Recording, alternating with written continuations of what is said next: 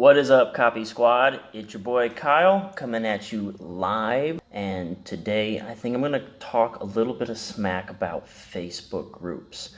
I got an email last night and from one of you guys, and it basically was like, I'm not sure if I really like you going to a Facebook page, Kyle. It's not anything wrong with you. It's more about Facebook and it being a giant time sink. I don't want to get stuck or falling down that rabbit hole if I move my content over there to Facebook. He doesn't want to be stuck there. So I started thinking about it and what a time sink Facebook actually is, and it's so true. And it led me to another point about, in my brain, my cognitive map went to Facebook groups, right? Because the guy mentioned, I check a couple Facebook groups, but the next thing I know, I'm watching cat videos. And I was like, what Facebook groups does he check? And I thought about the Facebook groups that I have been checking, and I've kind of been deleting them slowly. And a lot of stuff in the Facebook groups is actually not very helpful, and it's actually bad. It can actually hurt you. It's steering you in the wrong direction. And there's a reason behind this too. It's not because people are bad people, but I think I've figured out why that sort of thing happens. Why people are so confidently giving bad advice. And I'm going to share that reason in just a second. Another thing I don't like is most Facebook groups are sort of like peer-to-peer, right? So it's like you share your experience, I'll share my experience, and kind of back and forth. And personally, I do not trust the peers on Facebook. I trust authorities. I trust resources like books. I'm always reading books and stuff like that. I trust people that I know, and I trust those people. And when if I have a question, some random on Facebook tells me this is how you write copy. For those reasons, I'm not a fan of very many Facebook groups or even Facebook copywriting groups at all. So I want to kind of circle back now to the reason I think people accidentally deliver poisonous advice to each other. And I think it's because, well, first off, if there's no paywall, right, anybody can join your group and then start just rehashing anything that they read in a book. And I think that's the actual part that I kind of want to draw the issue from. So people can read a book, they go on Facebook, and they don't have to have any experience in their niche, in their industry, or anything. They read the book, right? And now they believe and they know in their head that this is how things are done. This is how you make money. This is how copy's written, et cetera, et cetera, et cetera. So they go on Facebook and they tell other people how to do it, regardless of whether or not they've ever done it. And it can become very apparent if you have done something before. When someone starts telling you how to do something, you very quickly pick up, you've never done this, have you? That's prevalent in Facebook groups. And I think the reason something like that happens is that whenever you read a book, there's a disconnect in the language of the book. And this is something I talked about in my last live, was when you read the book and they teach you about copywriting, they teach you copywriting. What you don't get is, and that's the key, you don't get, is that they're speaking a different language to you and you're interpreting it as English. You see, copywriting, when someone teaches you a how-to for copywriting, or you're reading a piece of copy, you believe you're reading English, but you're really not. You think you're reading one thing, but you're really reading something else that is doing all sorts of smokes and mirrors, and it's got all these subtleties and underlying messages, subliminal things are being planted. It's not really English. It is a language in itself. People say accounting is the language of business. Copywriting is the language of sales. It is not necessarily English, right? When a lawyer talks to you or writes up a contract, you pay them because they understand that language. It's a different language. It's in English, but it's a different language. So here's the problem. People get a copywriting book. They open it up. I want to be a copywriter. I want to make $1 million. They read the book. Good, I get this. So then they go on the Facebook groups and they start asking for advice and they start giving advice, right? Give and take, give and take. But their advice is based on the things that they interpreted from the book they read in a foreign language. Now are you starting to see what they think they read isn't actually what they read? And that kind of leads me into another point. When you think about folks who get it, okay, let's talk about that. People who get copywriting, they just get it. They just understand. It just clicks with them. It doesn't really just click. What's happened is they now speak that language. What they're getting is actually that A does not equal A. A actually equals B.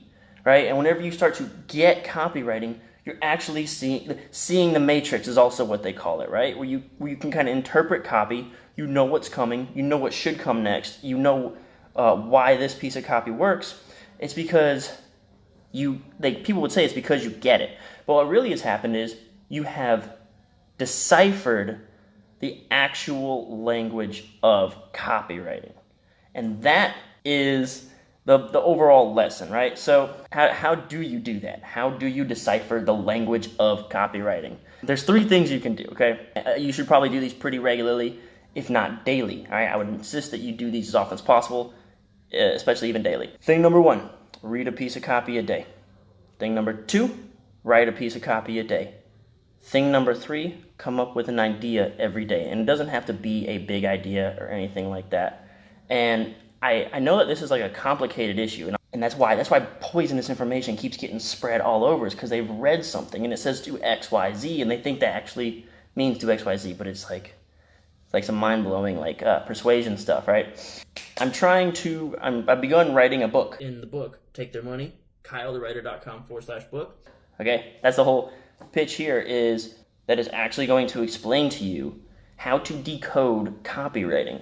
So this is the major disconnect between people who are learning copywriter and people who get it. Is the people who get it have seen the matrix and they say, oh, actually this means that.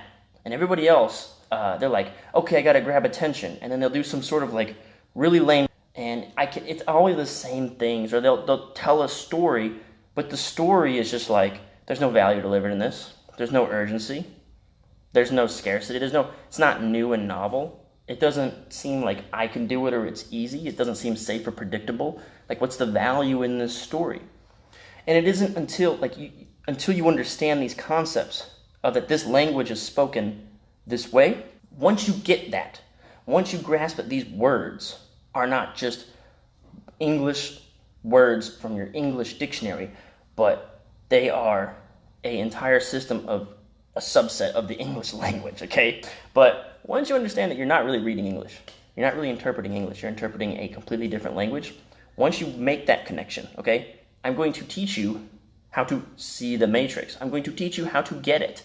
As soon as that happens, you no longer need to buy copywriting books, because all you have to do is look at, okay, so you want to write a Facebook ad. Well, you look at a Facebook ad that appears on your feed constantly, okay? You can talk the language. You understand what they're saying, what they're doing. So you pull that Facebook ad, now having a decoder already implanted in your brain because you know how to read the language, you can dissect it, and then you can make it your own. You know that it's working because it's been running for like 2 weeks and you see it every day and someone's paying for that, so it must be converting.